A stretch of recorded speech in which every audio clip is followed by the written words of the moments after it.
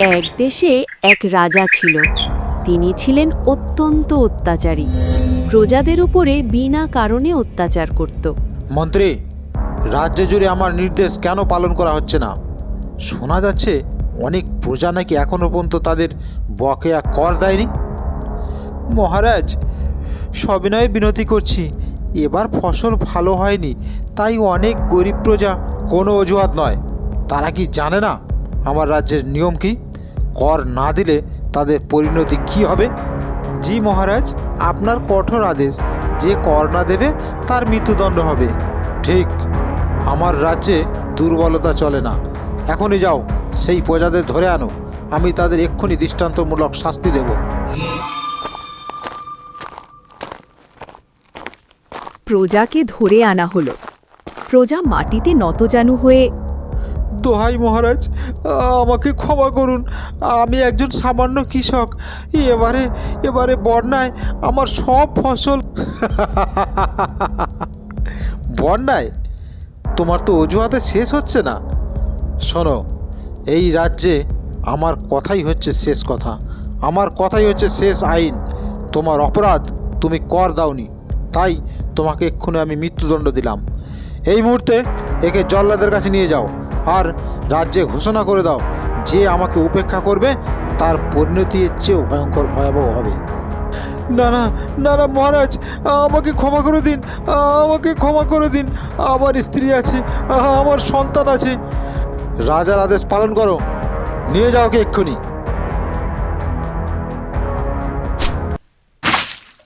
এইভাবে কিছুদিন কেটে যায়।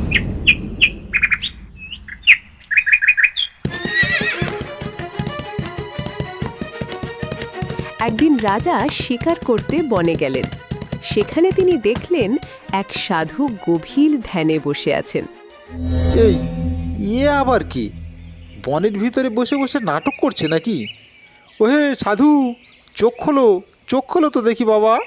মহারাজ, ইনি একজন সাধু বাবা, হয়তো কোনো বড় সাধক হবেন। সাধক? কিসের সাধক?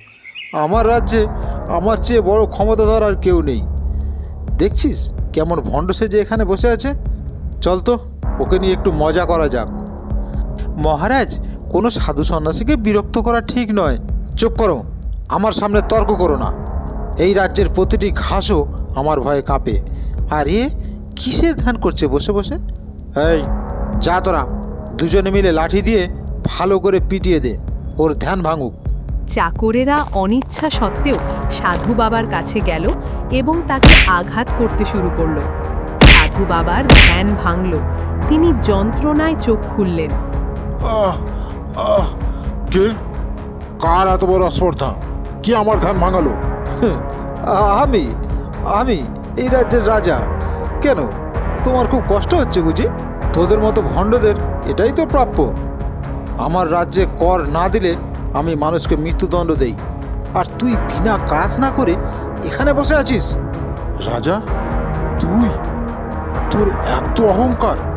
তোর এই প্রজা পীড়নের সীমা ছাড়িয়েছে। তুই ক্ষমতার মদে অন্ধ হয়ে গিয়ে বিনা কারণে তুই আমার উপর অত্যাচার করলি। এর ফল তোকে ভোগ করতেই হবে। কিসের ফল? কি করবি তুই? অভিশাপ দিবি? দে না, দে। তোর অভিশাপে আমার কিচ্ছু হবে না। শোন রাজা, আমি তোকে অভিশাপ দিচ্ছি। তোর এই অহংকারই তোর পতনের মূল হবে। তোর এই রাজ্যের রাজা হবে একজন রাখাল, আর সেই রাখালই তোকে মৃত্যুদণ্ড দেবে। রাখাল আমাকে মৃত্যুদণ্ড দেবে? এ কি করে সম্ভব? তোর কি মনে হয় তোর এই বাজে কথায় আমি ভয় পাবো? চল রে, চল, একে এর হালে ছেড়ে দে, চল।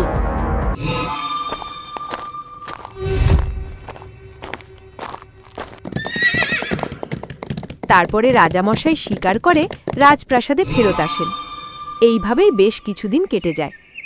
একদিন এক পথিক নানা দেশে দেশে ঘুরে ওই রাজ্যের মধ্যে এসে উপস্থিত হয়। সে ক্লান্ত হয়ে এক জায়গায় বসে বিশ্রাম নিচ্ছিল। এমন সময় এক অতি বৃদ্ধ লোক তার পাশ দিয়ে যাচ্ছিলেন। পথিক তাকে দেখতে পেলেন। নমস্কার কাকা, আপনি কি একটু বসবেন? অনেক দূর থেকে আসছেন বলে মনে হচ্ছে।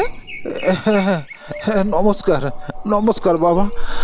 আমার হাঁটুতে বড্ড ব্যথা, তবুও আমার থামার জো নেই। তাহলেই গাছের তলায় একটু বসুন। আমি একজন পথিক, বিভিন্ন দেশে ঘুরে বেড়াই, আর ঘুরতে ঘুরতে আজই এই রাজ্যে এসেছি। তা তা ভালো করেছো বাবা, ভালো করেছো। তোমার মুখ দেখে মনে হচ্ছে তুমি অনেক জ্ঞানী মানুষ। জ্ঞানী কি না আমি তা জানি না, তবে অনেক দেশে ঘুরেছি তো। আচ্ছা, একটা কথা জিজ্ঞাসা করি আপনাকে। হ্যাঁ হ্যাঁ, বলো বাবা। আপনাদের রাজা কি শাসক হিসাবে ভালো? কাউকে বলবেন না মহাশয়, গোপনে বলছি, আমাদের মহারাজা খুব অত্যাচারী। সে কি, এমন সুন্দর রাজ্যের রাজা অত্যাচারী? হ্যাঁ হ্যাঁ বাবা, প্রজারা সময় মতো কর দিতে না পারলে তিনি তাদেরকে সরাসরি মৃত্যুদণ্ড দেন। এছাড়া আরও কত রকম অত্যাচার করেন, তার কোনো ইয়ত্তা নেই। কিন্তু তিনি তো নিজেই এই কাজগুলোর মধ্যে কোনো দোষই দেখতে পান না। তিনি দিনে দিনে রাজ্যকে শ্মশান করে তুলছেন। শুনে খুব দুঃখ পেলাম কাকা, কিন্তু আমার মনে হয় যদি তিনি বিজ্ঞ হন তাহলে তিনি অবশ্যই এই তিনটি বিষয় জানবেন। সেই তিনটি বিষয় কি বাবা? যদি জানেন তাহলে আমাকে একটু বলুন। শুনুন কাকা, তিনি যদি বিজ্ঞ হন তাহলে তিনি অবশ্যই জানবেন এই তিনটি বিষয়। প্রথমত, পৃথিবীর কেন্দ্র কোথায়, আর দ্বিতীয়ত, আকাশে কত তারা আছে, আর তৃতীয়ত, দেবতারা কি কি কাজ করেন। আহা, যদি আমাদের রাজা সত্যিকারের জ্ঞানী হতেন বাবা, তাহলে হয়তো এই অত্যাচার বন্ধ হতো। মহারাজকে এই তিনটি প্রশ্নের উত্তর দিতে বলুন। যদি উত্তর দিতে পারেন তাহলে তিনি সত্যিই বিজ্ঞ এবং ধার্মিক, আর যদি না পারেন তাহলে তার অত্যাচারের পরিণাম একদিন তাকে ভোগ করতেই হবে। ঠিক আছে বাবা, এই কথাগুলো আমি মনে রাখবো।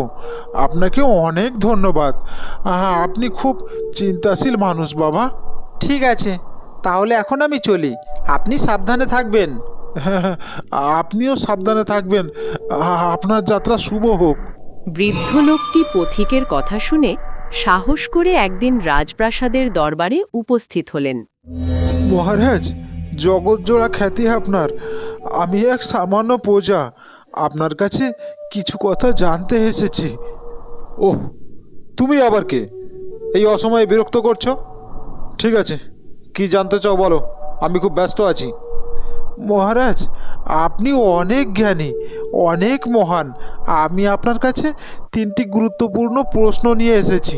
বেশ, ঠিক আছে, আমি তো সর্বজ্ঞ, এ তো সবাই জানে। ঠিক আছে, তুমি যা জানতে চাও তা তাড়াতাড়ি বলো, আমার সময় নষ্ট করো না। মহারাজ, মহারাজ, আপনাকে অনেক ধন্যবাদ।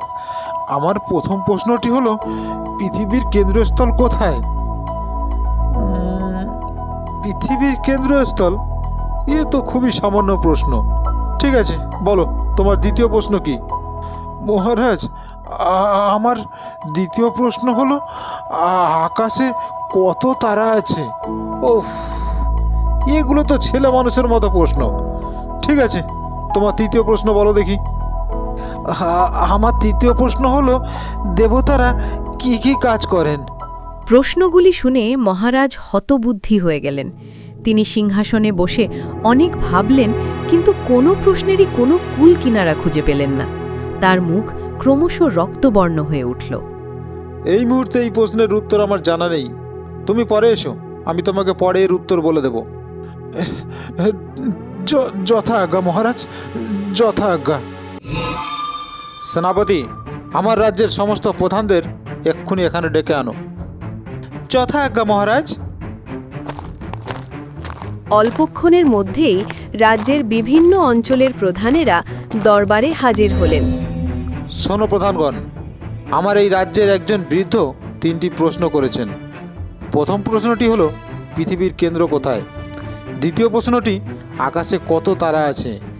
আর তৃতীয় প্রশ্ন, দেবতারা কি কি কাজ করেন? তোমরা এর উত্তর বলে দাও আমাকে। তোমাদের কাছে সময় দেওয়া হলো মাত্র 1 দণ্ড। প্রধানেরা নিজেদের মধ্যে ফিসফিস করতে লাগলেন, কিন্তু কেউই কোনো উত্তর দিতে পারলেন না। সময় শেষ হলো। আমাকে ক্ষমা করবেন মহারাজ, এই প্রশ্নের উত্তর আমার জানা নেই। অপদার্থের দল, রাজ্যের এত সম্পদ খাও তোমরা, আমার সামান্য এই 3টি প্রশ্নের উত্তর তোমরা দিতে পারলে না? এর মানে তোমরা আমাকে বোকা বানাচ্ছ। রক্ষীরা, এদেরকে ধরে নিয়ে যাও আর এদের মাথা কেটে ফেলো এক্ষুনি। রাজার হুকুম সঙ্গে সঙ্গে পালন করা হলো। সিপাহী, যাও, আমার মন্ত্রীকে এক্ষুনি এখানে ডেকে আনো, দেখি সেই প্রশ্নের উত্তর দিতে পারে কিনা। এরপর মন্ত্রীকে ডাকা হলো। সে ভয়ে ভয়ে রাজার সামনে দাঁড়ালেন। মন্ত্রী, তুমি কি এই 3টি প্রশ্নের উত্তর দিতে পারো? রাজ্যের সেরা বুদ্ধিমান তুমি, বলো। মহারাজ, আমি আপনার কাছে ক্ষমা ভিক্ষা চাইছি। আমি অনেক চিন্তা করেও এর সঠিক উত্তর খুঁজে পাইনি মহারাজ। কি বিশ্বাসঘাতকতা! এ রাজ্যে আমার থেকে জ্ঞানী কেউ থাকতে পারে না। তুমি আমাকে অপমান করছো। রক্ষী, একে এক্ষুনি নিয়ে যাও আর এর মাথা কেটে ফেলো। এর ধর থেকে মাথাটি আলাদা করে দাও। সঙ্গে সঙ্গে রাজার হুকুম পালন করা হলো। সিপাহী, যাও, এবার রাজগুরুকে ডেকে নিয়ে এসো। একমাত্র উনি এই প্রশ্নের উত্তর বলে দিতে পারবেন। রাজগুরুকে ডাকা হলো। অবশেষে আপনাকে ডাকা হলো গুরুদেব। আশা করি আপনি আমার প্রশ্নের উত্তর দেবেন, কারণ এই প্রশ্নের উত্তর দিতে না পারার জন্যে আমার মন্ত্রী ও প্রধানদের কি পরিণতি হয়েছে তা তো আপনি অবশ্যই শুনেছেন। আজ্ঞা করুন মহারাজ, আজ্ঞা করুন। আমি অধম আপনার সেবায় সবসময় উপস্থিত আছি মহারাজ। কাঁপছেন কেন? ভয় পাবেন না, সরাসরি আপনি প্রশ্ন শুনুন। আমার প্রথম প্রশ্ন, পৃথিবীর কেন্দ্র কোথায়? দ্বিতীয় প্রশ্ন, আকাশে কত তারা আছে? আর তৃতীয় প্রশ্ন, দেবতারা কি কি কাজ করেন? এই 3টি প্রশ্নের সঠিক উত্তর আমার চাই। বলুন, আপনার উত্তর কি? মহারাজ, আমাকে ক্ষমা করবেন, প্রশ্ন 3টি অত্যন্ত জটিল এবং গভীর। এগুলি শুধু মুখস্থ বিদ্যার বিষয় নয় মহারাজ, বরং জীবনের মূল রহস্যের সঙ্গে জড়িত। অর্থাৎ আপনি কি বলতে চাইছেন, যে আপনি এখনই এর উত্তর দিতে পারবেন না? ঠিক ঠিক তাই হুজুর। এত বড় প্রশ্নের উত্তর দিতে হলে আমাকে গভীরভাবে মনোনিবেশ করতে হবে। আমাকে অন্তত একদিনের সময় দিন। কাল সকালের মধ্যে আমি সঠিক ও উপযুক্ত প্রশ্নের উত্তর করে আপনার সামনে এসে উপস্থিত হব। বেশ, আপনার কথা আমি রাখলাম, কিন্তু মনে রাখবেন গুরুদেব। কি মনে রাখতে হবে মহারাজ? আগামীকাল সকালে আপনি যদি এই প্রশ্নের সঠিক উত্তর দিতে না পারেন তবে আপনার মৃত্যুদণ্ড অনিবার্য। আমার রাজত্বে নির্বুদ্ধিতার কোনো স্থান নেই। এখন আপনি যেতে পারেন। রাজগুরু তার বাড়িতে গেলেন। ভোর দিন তিনি বিমর্ষ হয়ে এদিক ওদিক হাঁটছেন এবং গভীরভাবে চিন্তা করছেন। হায় হায় ভগবান, ইয়ে কেমন জটিল ধাঁধা! পৃথিবীর কেন্দ্র কোথায়? আকাশে কত তারা আছে? আর দেবতারা কি কি কাজ করেন? সারা দিন গেল, তবুও এর কোনো গ্রহণযোগ্য উত্তর আমি খুঁজে পেলাম না। কাল সকালে রাজার সামনে আমি কি উত্তর দেব? আমার তো মরণ ঘনিয়ে এলো। আগামীকাল সকালে তিনি কি উত্তর দেবেন তা খুঁজে পেল না। রাজগুরুর অনেক ছাগল ছিল। সেই সব ছাগল চড়াবার জন্য একজন রাখাল ছিল। সন্ধ্যের সময় সেই রাখাল বালক রাজগুরুর বাড়িতে ছাগলের পাল নিয়ে ফিরে এলো। গোয়ালের দরজা বন্ধ করে এসে দেখল বাবু গভীর চিন্তায় মগ্ন। বাবু, ছাগলেরা সব পেট ভরে খেয়েছে। আজ সকালে যা শিশির পড়েছিল ঘাসগুলো ঠিক যেন মখমলের মতো নরম ছিল। এ কি বাবু, আপনি এরকম চুপচাপ বসে আছেন কেন? কি হয়েছে আপনার? আপনার কি শরীর খারাপ? এসো অজিত, তুমি আজ ঘরে না ফিরলে হয়তো আমার সঙ্গে তোমার দেখা হতো না। এমন অমঙ্গলের কথা বলছেন কেন বাবু? কি হয়েছে? রাজ্যে কি আবার যুদ্ধ বেঁধেছে? যুদ্ধ নয় বাবা, তার থেকেও ভয়ঙ্কর ব্যাপার। আজ মহারাজ কঠিন এক বিধান জারি করেছেন। প্রধান সেনাপতি, কোষাধ্যক্ষ, মন্ত্রী একে একে রাজ্যের সমস্ত জ্ঞানী ব্যক্তির মাথা কাটা গিয়েছে। আর কাল কাল আমার পালা বাবা। হ্যাঁ, এ কি বলছেন? কিন্তু কেন? এত বড় পাপের কারণ কি? কারণ কারণ শুধু 3টি প্রশ্নের অজিত। মহারাজ বলেছেন যে এর উত্তর দিতে না পারবে সে রাজ্যের সম্পদ নষ্টের দায়ে দোষী সাব্যস্ত হবে। প্রশ্ন? কি সেই প্রশ্ন বাবু? বলুন, আমাকে বলুন। আপনি হয়তো অনেক ভেবে ভেবে প্রশ্নটিকে জটিল করে ফেলেছেন। অসম্ভব প্রশ্ন বাবা, কোনো মানুষের পক্ষে এর উত্তর দেওয়া সম্ভব নয়। শোনো, মন দিয়ে শোনো। রাজামশাইয়ের প্রথম প্রশ্ন হলো পৃথিবীর কেন্দ্র কোথায়। দ্বিতীয় প্রশ্ন, আকাশে ঠিক কতগুলি তারা আছে। আর তৃতীয় প্রশ্ন, দেবতারা স্বর্গে কি কি কাজ করছেন। যদি এই তিনটি প্রশ্নের উত্তর দিতে ব্যর্থ হই, কাল সূর্যাস্তের আগেই আমার মস্তক ধুলোয় লুটোবে। আমি কি এখন আর এসবের উত্তর খুঁজে পাবো? অজিত, তুমি বলো। এই সামান্য ব্যাপার, এই কথাটা আপনি ভয় পাচ্ছেন বাবু? আপনি তো পণ্ডিত মানুষ, আপনার কাছে হয়তো সব উত্তর জটিল বলেই মনে হচ্ছে, কিন্তু এই রাখালের চোখে এর উত্তর জলের মতো সোজা। হ্যাঁ, কি বলছো তুমি অজিত? তুমি কি এর উত্তর জানো? আমি জানি বাবু, আপনার জীবন বাঁচাতে পারি কিনা তা আমি জানি না, কিন্তু আপনার দেওয়া 3 পদের খাবারের শপথ করে বলছি, এই 3টি প্রশ্নের উত্তর আমার জানা আছে। কিন্তু আমার একটা শর্ত আছে। শর্ত? বলো বলো, তোমার কি শর্ত? আমি তোমার সব শর্ত পূর্ণ করতে রাজি আছি। কাল আমাকে আপনি সঙ্গে করে নিয়ে রাজপ্রাসাদে যাবেন। আমি সেখানেই রাজামশাইয়ের 3টি প্রশ্নের উত্তর দিয়ে দেব। এছাড়া তো আর রাস্তা নেই। দেখা যাক, এতে যদি আমার প্রাণ রক্ষা হয় তো। তাই হবে বাবা, তুমি আমার শেষ ভরসা। তোমার চালাকি আর সাহস ঈশ্বর যেন রক্ষা করেন তোমাকে। চলো এখন বিশ্রাম নাও, কাল সকালে আমরা দুজন মিলে রাজবাড়িতে যাব। আপনিও নিশ্চিন্তে ঘুমিয়ে পড়ুন বাবু, কালকে সকালবেলা সব কিছু ঠিক হয়ে যাবে।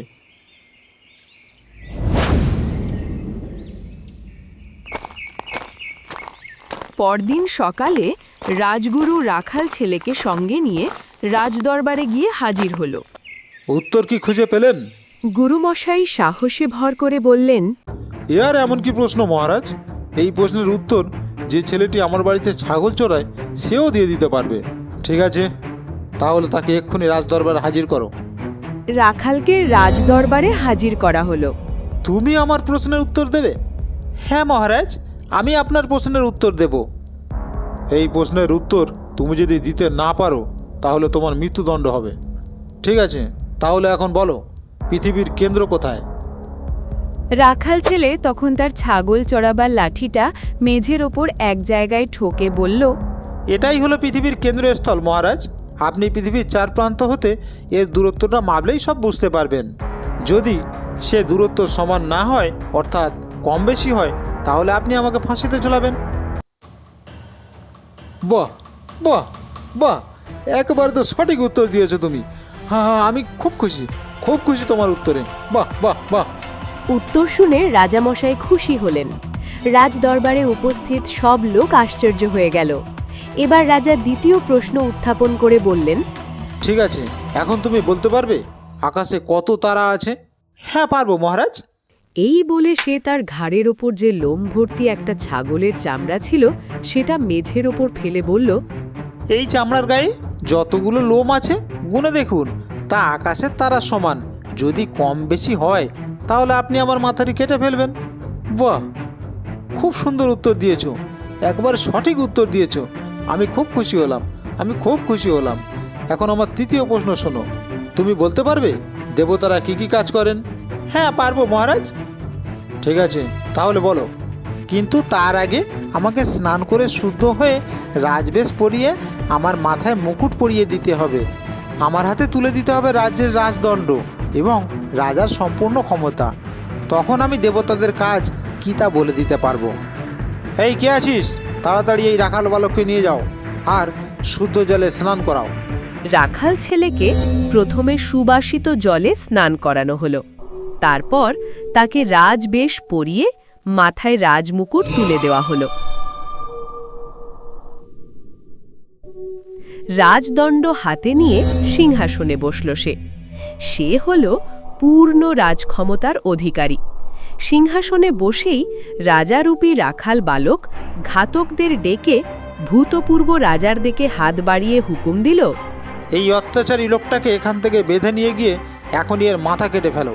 এ বিনা দোষে বহু মানুষের মাথা কেটেছে। এই হলো দেবতাদের কাজ। এইভাবে দুষ্টের দমন আর সৃষ্টির পালন করেন দেবতারা। ঠিক আছে, আমি তোমার উত্তরে যথেষ্ট সন্তুষ্ট। এখন আমার পোশাক খুলে দাও, আমি সিংহাসনে বসবো। তুমি ভুল করছো, এখন থেকে এই রাজ্যের রাজা আমি। আমার হাতেই আপনি শাসনভার তুলে দিয়েছেন। আমি যত সময় না রাজসিংহাসন ছাড়ব তত সময় আপনি রাজা হতে পারবেন না। নির্বোধ নিষ্ঠুর ভূতপূর্ব রাজা লজ্জায় মাথা হেঁট করে রইলেন, একটা কথাও বলতে পারলেন না। তখন রাজামশাইয়ের সেই সাধু বাবার কথা মনে পড়ল, যে সাধু বাবা বলেছিল এক রাখালই এই রাজ্যের রাজা হবে, আর সেই রাজাই তোমাকে মৃত্যুদণ্ড দেবে। রক্ষীরা, একে এক্ষুনি নিয়ে যাও আর ধর থেকে মাথাটা আলাদা করে দাও। ঘাতকরা সত্যি সত্যি ভূতপূর্ব রাজাকে বেঁধে নিয়ে গিয়ে তক্ষুনি তার মাথাটা কেটে ফেলল। রাজসভার সব লোক রাখাল বালকের বুদ্ধি দেখে ধন্য ধন্য করতে লাগলেন। অত্যাচারী রাজার কবল থেকে মুক্তি পেয়ে হাঁপ ছেড়ে বাঁচল রাজ্যের প্রজারা। তখন তারা সেই রাখাল বালককেই রাজা হিসেবে মেনে নিলেন। জয় মহারাজের জয়, জয় মহারাজের জয়। রাখাল বালকও রাজা হয়ে সেই রাজগুরুকে তার মন্ত্রী করল। তার সুশাসনে ও সুবিচারে সুখে বাস করতে লাগলো রাজ্যের প্রজারা।